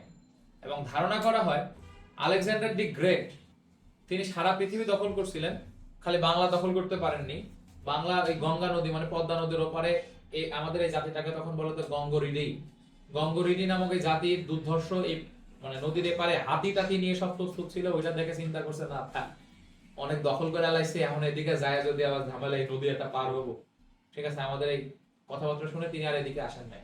ফিরে যাওয়ার পথে ব্যাবিলন মানে বর্তমানে ইরাকে তিনি এই ম্যালেরিয়া রোগে আক্রান্ত হয়ে মারা গেছিলেন। এটা ধারণা করা হয় ম্যালেরিয়া রোগে আক্রান্ত হয়ে মারা গেছিলেন, হিস্ট্রিতে তাই বলে। এবং তিনি মারা যাওয়ার সময় একটা কথা বলছিলেন, যখন বুঝছেন যে তার জীবন আর মানে নাই বা মৃত্যুর দিকে ঢলে পড়ছেন, তখন তার জেনারেলদেরকে ডাকলেন। তখন তিনি তার জেনারেলদেরকে ডাকলেন, ডেকে বললেন, শুনো, আমার মৃত্যুর পরে আমার লাশটা তোমরা যারা সবচেয়ে সুপিরিয়র জেনারেল আছো তারা বহন করবা, আর হাত দুটা লাশের পাশে এরকম ভাবে খালি রেখে দিবা, যাতে মানুষ বুঝতে পারে যে আমি এসেছিলাম একা, যাইতে হবে একা। মাঝখানে রিভার্সের সাউন্ড ভাইয়ের সাথে দেখা। আচ্ছা চলো, কি আর তুই হিজরাদের মতো তালি দিচ্ছিস? এনিওয়ে কি রিভার্সে হ্যাঁ? যে বড়টা বুঝলাম না, যে বড় গোলটা বড় গোলটা এটা না না ওই সাইডে এটা? 1 নাম্বারটা এটা বড় গোল। এটা কি এই। ইউনিভার্সাল নিউক্লিয়াস না? এই যে যকৃত কোষের নিউক্লিয়াস, এটা ভাই এটা ভুল করে নিউক্লিয়াসটা উপরে উঠে গেছে। এই যে এরপর এটা হলো যকৃত কোষের নিউক্লিয়াস, দেখে তো বুঝতেই পারতেছো। আচ্ছা এবার আমি আরেকটা কথা বলি, দেখো এখন এইটার মধ্যে যখন আঁকছো তখন স্পোরোজয়েডের মধ্যে একটা নিউক্লিয়াস দিছো, এই যে ক্রিপ্টোজয়েডের মধ্যে একটা নিউক্লিয়াস দিছো, আর লিভার কোষে একটা নিউক্লিয়াস দিছো না? হ্যাঁ। আর ম্যাক্সিমাম পোলাপাইন কি করে শোনো, ও যখন আবার ইরাক্সোসাইটিক সাইজোগনিও আঁকে, ও তো এই যে এই মেরোজয়েডগুলো একটা রেড ব্লাড সেলসের মধ্যে ঢুকে এটার নাম হয়ে যাবে ট্রোফোজয়েড। এই ট্রোফোজয়েডের মধ্যে একটা নিউক্লিয়াস দেয়, যেহেতু এটা প্রো ইউক্যারিওটিক সেল মধ্যে নিউক্লিয়াস দিতে হবে, নিউক্লিয়াস দেয়। তারপরে আবেগে সে রেড ব্লাড সেলসের মধ্যে একটা নিউক্লিয়াস মেরে দেয়। তারপরে স্যার হচ্ছে খুচুত করে কেটে দেয়, সে এসে বলে আমাদের স্যার ভালো না। ঠিক আছে, তুমি রেড ব্লাড সেলের মধ্যে, তুমি ছাগল রেড ব্লাড সেলসের মধ্যে নিউক্লিয়াস আঁকছো, ঠিক আছে, তাহলে স্তন্যপায়ীদের রেড ব্লাড সেলসের মধ্যে নিউক্লিয়াস থাকে? হ্যাঁ, তো তুমি আঁকবা, স্যার মার্ক দেবে না, ঠিক আছে, আর স্যারের দোষ হয়ে যাবে। দেখো তাহলে এই নিউক্লিয়াসটা কিন্তু দেওয়া যাবে না রেড ব্লাড সেলসের মধ্যে, যাবে? আচ্ছা তাহলে এবার তাই বলে আবার এটার মধ্যে নিউক্লিয়াস দেওয়া বন্ধ দিও না, ঠিক আছে। এই যে যখন ট্রোফোজয়েড আঁকবে তার মধ্যে নিউক্লিয়াস দিবা। আচ্ছা এবার বলো, এই যে সাদা এই ফোঁটাটা ছিদ্রটা কি? এটা একটা কোষ গহ্বর, ঠিক আছে। প্রথমবার এই মেরোজয়েডগুলো যখন ঢুকবে এটা একটা গহ্বর সৃষ্টি হবে, এবং মজার বিষয় হচ্ছে গহ্বর আস্তে আস্তে বাড়তে থাকবে, এবং গহ্বর বড়, দেখো তো মনে হচ্ছে না এটা একটা রিং এর মতো, এই যে এরকম রিং, ঠিক আছে, এটা কি মনে হচ্ছে রিং এর মতো? তাই এই জিনিসটার নাম হচ্ছে কি রিং? সিগনেট রিং, ঠিক আছে। এটা একটা রিং বা আংটির মতো, এবং এই রিং বা আংটির মতো, আবার আংটির মতো লেখা দিও না এই এই সিগনেট রিংটা এবার কি হয়ে যাবে? এই সিগনেট রিংটা অ্যামিবার মতো হয়ে যাবে, দেখো শেপ চেঞ্জ করে ফেলছে, দেখছো কিসের মতো হয়ে গেছে? অ্যামিবার মতো। তখন এটার নাম কি হয়ে যাবে? Amoeboid trophozoite. নাম কি? তাহলে এক ম্যালেরিয়া জীবাণু যখন আক্রমণ করছে ওই ধাপটার নাম ছিল স্পোরোজয়েড, এরপরে ক্রিপ্টোজয়েড, মানে এরপরে মেরোজয়েড, ক্রিপ্টোজয়েড, তারপরে যে এখানে ট্রোফোজয়েড, তারপরে অ্যামিবয়েড ট্রোফোজয়েড। দেখছো পরীক্ষার প্রশ্ন আসবে ট্রোফোজয়েড ধাপ কোথায় পাওয়া যায়, তুমি বলতে হবে ইরাক্সোসাইটিক সাইজোগনি। মেরোজয়েড কোথায় পাওয়া যায়, ক্রিপ্টোজয়েড কোথায় পাওয়া যায়, এগুলো আসবে। আক্রমণকারী ধাপের নাম কি, এগুলো পরীক্ষায় আসবে। তাহলে দেখো এই যে এই শেপের পরে আবার আস্তে আস্তে গোল হবে, এই গোল হলে এটাকে আমরা কি বলবো? সাইজন। কি বলবো এটাকে? এই গোল হলে সাইজন, ঠিক আছে। গোল হলে যখন অনেকগুলো নিউক্লিয়াস তৈরি হয়ে যাবে সাইজন, এখান থেকে হিমোজয়েন নামে একটা কেমিক্যাল সাবস্টেন্স আসবে। হিমোজয়েনগুলো আমাদের জ্বর সৃষ্টি করবে, বুঝছো? হিমোজয়েনগুলো ব্রেনের হাইপোথ্যালামাসের কাছে নিয়ে যায়, পাইরোজেন নামক একটা কেমিক্যাল ক্ষরণ করায়। পাইরোজেন ক্ষরণ হলে আমাদের প্রচন্ড জ্বর আসে, বুঝতে পারছো? শুধু পাইরোজেন একটা মানে আজীব জিনিস, বুঝছো? পাইরোজেন কার যে কখন ক্ষরণ হয় বায়োলজিতে, মানে বিশেষ করে মানে আমরা যখন মেডিসিন পড়ি, আমাদের সবচেয়ে মানে জ্বরের কজ কি, পরীক্ষা যদি এই প্রশ্ন আসতো জ্বরের কজ কি, তুমি 3 পেজ লিখলেও শেষ হবে না। মানে 1-150টা কজ আছে জ্বরের। ইভেন সব কজটা লেখার শেষের কজটার নাম কি জানো? আননোন, ঠিক আছে। মানে লাস্ট কজটা বলতে হবে আননোন। আরো কি কি কারণে জ্বর আসে এটাও আননোন কারণে জ্বর আসতে পারে। ধরো আমি শাওনকে জোরে করে একটা কানে থাপ্পড় মারছি, ওর জ্বর এসে গেছে, ঠিক আছে। প্রজ্ঞার একটু মানে রাগ করছি, ঠিক আছে, প্রজ্ঞার জ্বর এসে গেছে, মানে ওর মন খারাপ হয়েছে, একটু জ্বর এসে গেছে। আম্মু ডাইলে লবণ দেয় না জ্বর তো এই যে জ্বরের কাজ অনেক। তবে ভাইয়া যে কোনো কারণে আম্মু ডাইলে লবণ দেয় না, এই কষ্ট তোমাকে আগে পাইরোজেন করতে দিতে হবে, যে কারণে আমি গল্পটা বলছি। কি কারণ হইতে হবে? পাইরোজেন। তাহলে জ্বরের কারণ যদি এক অক্ষরে বলতে চাও তাহলে কি বলতে হবে? পাইরোজেন। নাম কি? পাইরোজেন। ঠিক আছে? কোথায় দিয়ে করিতে হবে? মস্তিষ্কের হাইপোথ্যালামাসে। আমাদের বডি টেম্পারেচার নিয়ন্ত্রণ করে কে? মস্তিষ্কের হাইপোথ্যালামাস। মনে থাকবে, দেহ তাপ নিয়ন্ত্রণ করে মস্তিষ্কের হাইপোথ্যালামাস। মেডিকেলে কিন্তু এই প্রশ্নগুলো আসবে, একদম ক্লিয়ার হয়ে যাও। ওকে, তো আমরা চলো এই অংশটা বুঝলাম। তাহলে এখন বোঝা কি শেষ হয়েছে? দেখো ফাইনালি দেখো, এরপর একটা ফুলের তোড়ার মতো সৃষ্টি করছে না? ফুলের তোড়াকে বলে রোজেট। কি বলে এটাকে? রোজেট। এটা ইতালিয়ান শব্দ, ঠিক আছে? রোজেট বানানটা দেখবে আর ও এস এস ই টি টি ই, রোজেট টি, এরকম আবার বললো না, ঠিক আছে? এটা নাম হলো রোজেট। তো এইটা একটা ফুলের তোড়ার মতো সৃষ্টি করে। তারপরে দেখো এই জায়গাগুলো থেকে আবার আলাদা আলাদা ভাবে বের হয়ে যাবে। একটা হচ্ছে ছোট মাইক্রো গ্যামিটোসাইট, ঠিক আছে? আরেকটা হচ্ছে সাইজে বড় মেগা গ্যামিটোসাইট। খেয়াল করছো? তাহলে একটা মানে মেগা না, ম্যাক্রো গ্যামিটোসাইট, একটা মাইক্রো গ্যামিটোসাইট আর একটা হলো ম্যাক্রো গ্যামিটোসাইট। দেখো একজনের, এই বড় দিকে তাকাও, একজনের আছে অল্প কিন্তু কলিজাটা অনেক বড়, আরেকজন অনেক আছে কিন্তু কলিজাটা অনেক ছোট। এবার বাকিটা তোমরাই ঠিক করে নাও যে কে পুরুষ হবে আর কে স্ত্রী হবে। কি বুঝলাম? তো খুব খুশি হয়ে গেছে এতক্ষণ পরে, ঠিক আছে? তো একজনের আছে মানে একজনের আছে অল্প কিন্তু মনটা অনেক বড়, আরেকজনের মন না মানে নিউক্লিয়াসটা অনেক ছোট কিন্তু শরীরটা বড়, ঠিক আছে? পরীক্ষা কিন্তু এমসিকিউ আসবে, তাই বুঝছো?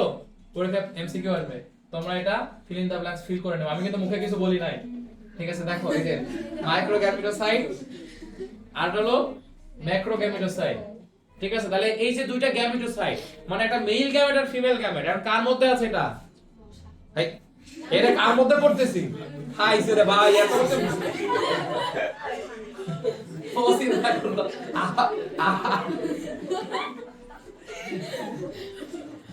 ও চিন্তা করতে আবেগে একটা কথা বলে বিপদে পড়ে গেলাম। আচ্ছা ঠিক আছে, তোর নাম আমি ক্যামেরায় বলি নাই, বুঝছিস?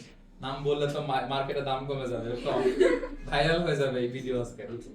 আচ্ছা তো এই যে কথা নাই, ও সামনে দিয়ে প্রথমবার কে যেন গেল, এই দিক দিয়ে যারা যারা গেছো তোমাদের সবার চেহারা কিন্তু এদিকে ভেসে উঠবে এক একজন করে, যারা লেট করছো। আচ্ছা দেখো এই গ্যামিটোসাইট গুলো এখন মানুষের শরীরে রক্তের মধ্যে আছে, মানুষের শরীরের মধ্যে আছে, বুঝছো? এমন মধ্যে মানুষের থেকে মশাই যায়নি। এখন এই মানুষের রক্তে রেড ব্লাড সেলস কার? মশার কি রেড ব্লাড সেলস আছে? মশার রেড ব্লাড সেলস নাই, ঠিক আছে? মানুষের রেড ব্লাড সেলস এর মধ্যে সাইটোকনি হইছে, হয়ে এখন মানুষের রক্তের মধ্যে এগুলা ঘুরে বেড়াইতেছে, ঠিক আছে? এবার আমার রক্তের মধ্যে সে ফর एग्जांपल স্রষ্টা না করুক, ঠিক আছে? এই মশার মাইক্রোগ্যামিটোসাইট আর ম্যাক্রোগ্যামিটোসাইট দুইটা gamete, male gamete female gamete ঘুরে বেড়াইতেছে, কিন্তু তাদের আমার দেহের মধ্যে থাকতে নিজেদের একসাথে হওয়ার কোনো সুযোগ নাই, বুঝছো? এখন ওরা জানে যে আমি তো এইখানে যাই এটা হইতে পারবো না, ঠিক আছে? তাহলে আমাকে কি করতে হবে? আমাকে এই দেহ থেকে পালাইতে হবে। পালাইতে গিয়ে সাহায্য করবে আরেকজন সুস্থ মশা এসে তাকে কামড়াবে, কামড়া এই রক্তগুলো খেয়ে নিয়ে যাবে। তখন এই রক্তগুলো যখন খাবে, রক্তের সাথে বাই প্রোডাক্ট আকারে এই গ্যামিটোসাইট গুলো সেই মশা খেয়ে ফেলবে, মনে থাকবে? আর একটা সুস্থ মশা এসে মনে করো কামড়াইছে, এই যে সুস্থ মশা, এই সুস্থ মশা যখন আবার কামড়াইলে গ্যামিটোসাইট গুলো তার পেটের মধ্যে চলে গেল, ঠিক আছে? এইবার ঠিক আছে, এইবার মশার পেটের মধ্যে আর ধরার কেউ নাই, ঠিক আছে? এই পুং গ্যামিটোসাইট এ কি করবে? এই এক্সফ্লাজিলেশন পদ্ধতিতে, ঠিক আছে, একটা পুং গ্যামেট থেকে ও শুক্রাণু তৈরি করবে। পুং গ্যামিটোসাইট থেকে আস্তে আস্তে আরো এক্সফ্লাজিলেশন পদ্ধতিতে বৃদ্ধি পেয়ে পেয়ে এখানে শুক্রাণু তৈরি করবে, অসংখ্য শুক্রাণু। কিন্তু ভাইয়া স্ত্রী গ্যামিটোসাইট সে আর বৃদ্ধি পাবে না। আমরা দেখো এটা হলো মানে ন্যাচারাল ব্যাপার স্যাপার, সব সময় স্ত্রী গ্যামিটোসাইট থাকবে অল্প, বড় এবং নিশ্চল। মানে ফিমেল গ্যামিটোসাইট বড় এবং নিশ্চল, নড়াচড়া করে না, এবং এটা পরিমাণ থাকবে অল্প। মানে মানুষের ক্ষেত্রে, মায়েদের ক্ষেত্রে এই পাশের একটা ওভারিতে এবং এই পাশের একটা ওভারিতে প্রতি মেনস্ট্রুয়াল সাইকেলে 28 দিনের সাইকেলে মাত্র একটা দুইটা ওভারি তৈরি হয় মায়েদের ক্ষেত্রে, ঠিক আছে? এরকম সব প্রাণীদের ক্ষেত্রে ডিম্বাণু অল্প কিন্তু শুক্রাণু থাকবে। বাবার শরীরে প্রতি সেকেন্ডে মানে 1500 শুক্রাণু তৈরি হয়, তাহলে সেকেন্ডে এরকম শুক্রাণুর সংখ্যা অনেক বেশি থাকবে এবং ছোট সচল। এবং এই শুক্রাণুগুলো ডিম্বাণুর কাছে আসবে, একটা শুক্রাণু যেটা প্রথম সেটা হচ্ছে ডিম্বাণু শরীরের মধ্যে ঢুকে যাবে, এই যে জাইগোট তৈরি হবে। এই শুক্রাণু ডিম্বাণুর মানে মিলনটাকে বলা হচ্ছে নিষেক বা ফার্টিলাইজেশন। এটাই হলো সেক্সুয়াল রিপ্রোডাকশন। এই সেক্সুয়াল রিপ্রোডাকশনটা মশার শরীরে হয় বিধায় মশা হচ্ছে প্রাইমারি হোস্ট বলা হয়, মনে থাকবে কথাটা। এবং এই প্রাইমারি হোস্ট এই যে জাইগোট তৈরি করলো, এই জাইগোট তৈরি করার পর এটা কিন্তু মশার পেটের এই জায়গাটার নাম ক্রপ। আমরা যখন ওই যে তোমাদের ঘাস ফড়িং পড়াবো, ঘাস ফড়িং আর মশা দুইটাই আর্থ্রোপোডা, বুঝছো? তাদের পেটের এই অংশটা পড়বো আমরা ক্রপ। এই ক্রপ থেকে, এই পেটের মধ্যে থেকে এখন ওরা বাইরে চলে আসবে। এই বোর্ডের দিকে তাকাও, পেটের মধ্যে থেকে যখন বাইরে আসবে এই ধাপটার নাম কি? উওকিনেট। নাম কি? উওকিনেট। নাম কি মুখে বলো? তাহলে এই জাইগোট অবস্থা থেকে যে উওকিনেট, একদম দেখো একদম খাসা লোকেশন চিহ্নের মতো, দেখছো বেলুন চিহ্নের মতো, এই যে এরকম এটা দিয়ে বের হয়ে চলে আসবে। বের হয়ে ক্রপের প্রাচীরের গায়ে ওরা উওসিস তৈরি করবে, এরকম 50 থেকে 500টা উওসিস তৈরি হয়। এখন পর্যন্ত কিন্তু ওরা 2n পর্যন্ত আছে। দেখো এখানে কি আছে? 2n। এই যে n আর n মিলিত হয়ে কি তৈরি হইছে?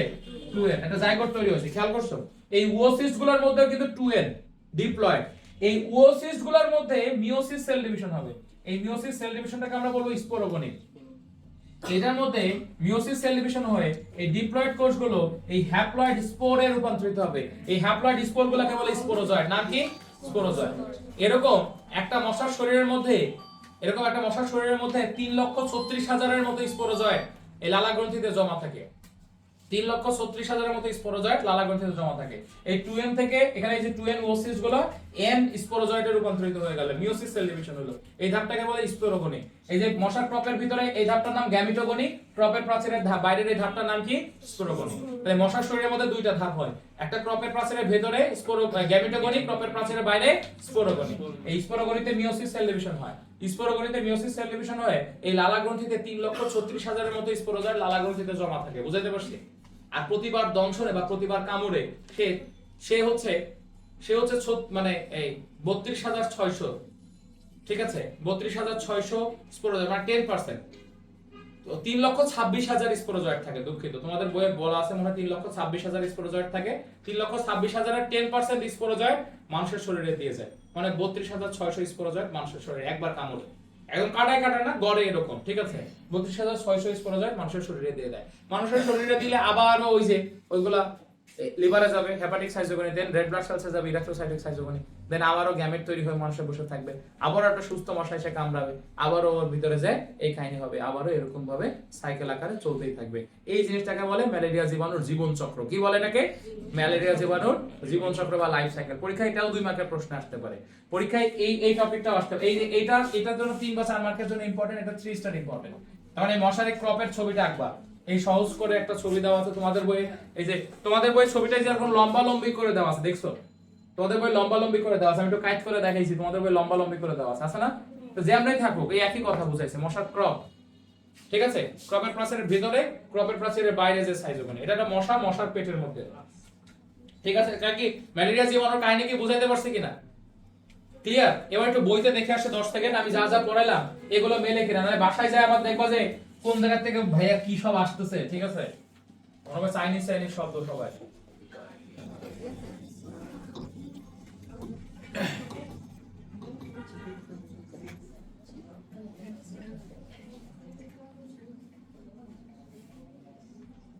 এই কথা কইস না, সবাই সামনে থাকা। এই দেখ আমাদের হাসপাতালের পরিবেশ, সরকারি হাসপাতালের পরিবেশ কিরকম। বেডে মানুষ শুয়ে থাকে, মানে মাটিতে।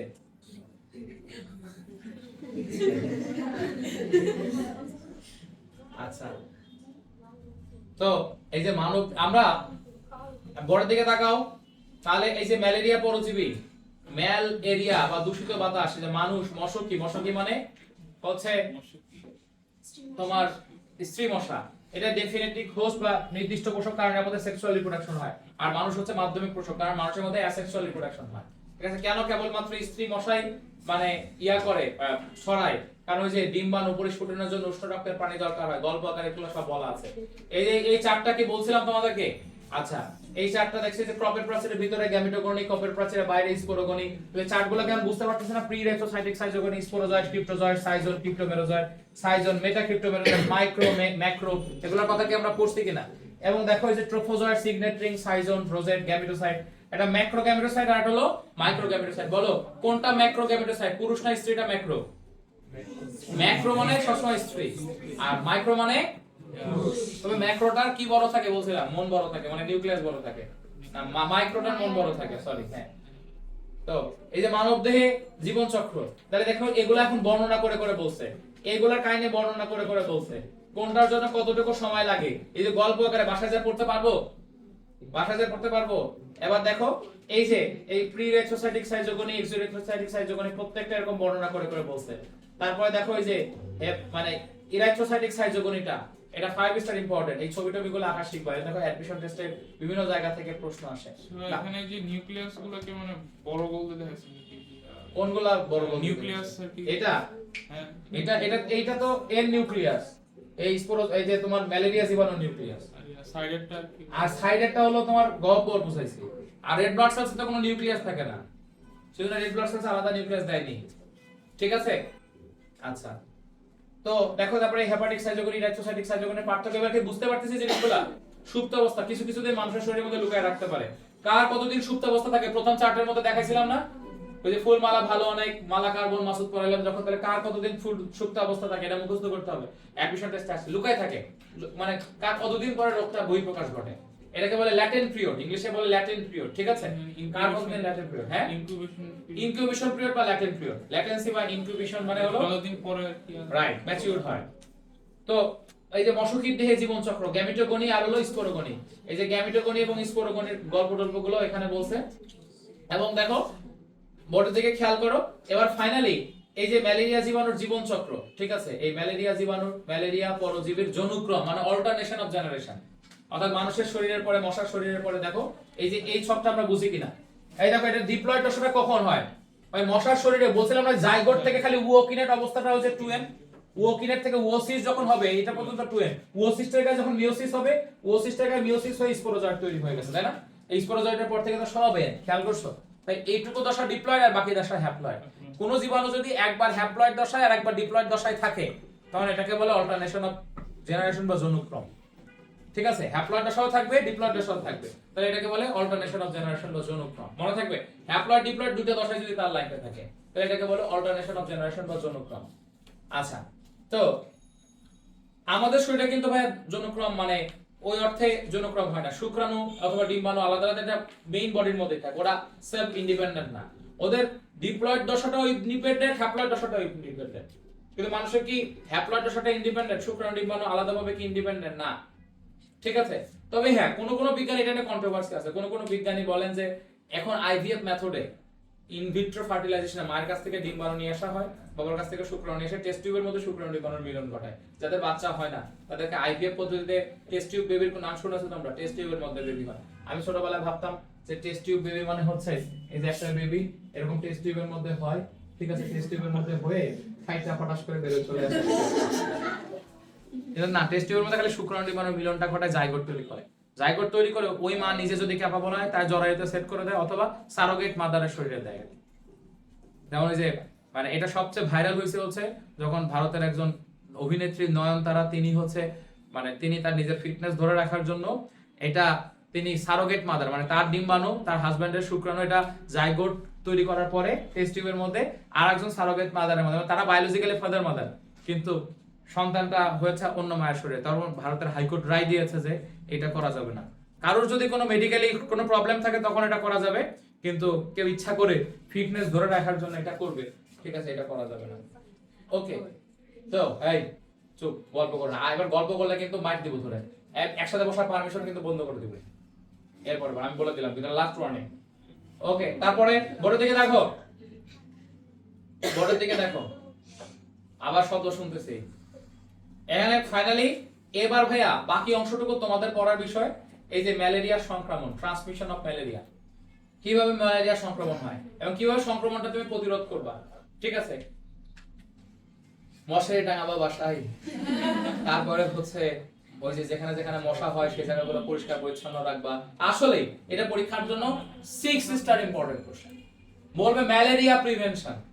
আর আমি এই প্রশ্ন আসলে আমি 5-6 পেজ লিখতাম, ঠিক আছে, নীলকালিতে কোটেশন দিতাম যে প্রথমে হচ্ছে কিভাবে প্রিভেনশন করব, ঠিক আছে, কামড়াতেই দিব না কিভাবে, উপরে লিখতাম as we know African proverb goes like that, prevention is better than cure, এটা নীলকালি। তারপরে খুশি হয়ে যেত, তারপরে আমরা কিভাবে কিভাবে প্রিভেনশন করা যায়, তারপরে লিখতাম আমরা মশারি টাঙাবো, আমরা জায়গাগুলো পরিষ্কার করে দিব। এটা লিখতে তো আমার মনটা ভরে যায় যে একটা জিনিস, ঠিক আছে, আমি অনেক জানি এটা নিয়ে। ভাই এই যে তোমাদেরকে এই কথাটা মেসেজটা দিলাম, তুমি যখন এটা লিখবা খালি ভিতরে এই প্ল্যানটা রাখবা যে ভাই আমি যা লিখবো সুন্দর করে লিখবো, কোনো বানান টানান ভুল করবো না, সুন্দর করে রিপ্রেজেন্ট করবো, স্যার মার দিতে বাধ্য। এরপর তারপরে কিওর, ধর মশা একবার হয়ে গেছে, কামড়ায় লাগছে, এখন কি করবা তুমি? ঠিক আছে, কি করতে হবে? ডাক্তারের কাছে যেতে হবে, ওষুধ খাইতে হবে। দুই চারটা যদি ওষুধের নাম জানো তাহলে তো আরো সময় পাওয়া যায়। ঠিক আছে, তাহলে এই দুই চারটা ওষুধের নামটা জানবা। ঠিক আছে, এই যে মশার প্রতিকার এবং নিয়ন্ত্রণ, প্রতিরোধ এবং নিয়ন্ত্রণ, প্রিভেনশন এন্ড কন্ট্রোল, এটাই আসবে। এই যে মশকি নিধন, প্রজনন ক্ষেত্র ধ্বংস, লার্ভা পিউপা ধ্বংস, বুঝছো? আর যারা একদম মানায় লিখতে পারো না, বুঝছো, তারা হচ্ছে এই যে পূর্ণাঙ্গ মশক নিধন, একই কথা। ঠিক আছে, কীটনাশক ব্যবহার, মশকের দংশনের হাত থেকে আত্মরক্ষা। ঠিক আছে, এগুলা যাদের অনেক সময় তারা পড়বা, খালি বারবার পড়বা, 2বার 5বার করে মুখস্থ করবা। ঠিক আছে, এই যে অধিকাংশ শহর এলাকাতে মশা নিয়ন্ত্রণের জন্য কীটনাশক ব্যবহার করা, তোমরা কি জানতা? না, তাহলে বাসায় যা পড়বা। ঠিক আছে, ওকে। তবে একটা মজার টেকনিক শেখাই দিই, তোমাদের বাসার আশেপাশে যদি ভালো করে ওষুধ না ছিটায় তাহলে তারা 50টা টাকা দিবা। ঠিক আছে, বলবো যে আমার বাসার আশপাশ দিয়ে ভালো করে ওষুধ ছিটাই দেয়। ঠিক আছে, ওরা মানে এটাকে বলে স্পিড মানি। কি বলে? সে দিতে চাইবে না, কিন্তু তুমি তারে 50 টাকা দিলে সে মাঝে মাঝে এসে তুমি যখন থাকো তখন আরো বেশি বেশি করে এটা দিয়ে যাবে। ওকে, তো ম্যালেরিয়া রোগের চিকিৎসা এবং ট্রিটমেন্ট, এই ট্রিটমেন্টের জন্য ওই যে দেখো ক্লোরোকুইনিন, নিভাকুইনিন, ঠিক আছে, যত কুইনিন টাইপের ওষুধ আছে এগুলো দিতে হয়, ম্যালেরিয়ার ওষুধ। ঠিক আছে, আশঙ্কার কথা হচ্ছে এই ম্যালেরিয়া জীবাণু হয়ে উঠছে ওষুধ প্রতিরোধী, এখন ওষুধেও কাজ হচ্ছে না, এটা আশঙ্কার কথা। ম্যালেরিয়ার টিকা দেওয়া যায়, ভ্যাকসিন দেওয়া যায়, সেই টিকাগুলো কথাগুলো একটু পড়বা। দেখো যে আমি তোমাদেরকে ছবি দেখাই, এই ম্যালেরিয়া ওষুধের ছবি দেখাই। ঠিক আছে, এই দেখো কিভাবে কিভাবে মশকে নিধন করে, দেখছো? এই দেখো কিভাবে বসায় টাকায়, দেখছো? এই কত সুন্দর একটা কিউট বেবিটা, দেখছো? এই যে মশার মধ্যে বসে আছে। ও মশার, আর এই যে চিকিৎসার জন্য এই কুইনিন জাতীয় ওষুধগুলা খাবা, পারবা? আর যদি তারপরে হয় তাহলে হচ্ছে এই যে একটা টিকা দিবা, এই টিকাটার নাম হচ্ছে মসকিউরিক্স। নাম কি? মসকিউরিক্স। একটা মসকিউট্রিক্স শিখাইছে, এটা না মসকিউরিক্স। ঠিক আছে, এই টিকাগুলো দিবা। ফাইনালি ওকে, তাহলে আজকের ক্লাস এই পর্যন্তই। দেশের বাইরে থেকে আপনারা যারা দেখছেন, হাই হাই।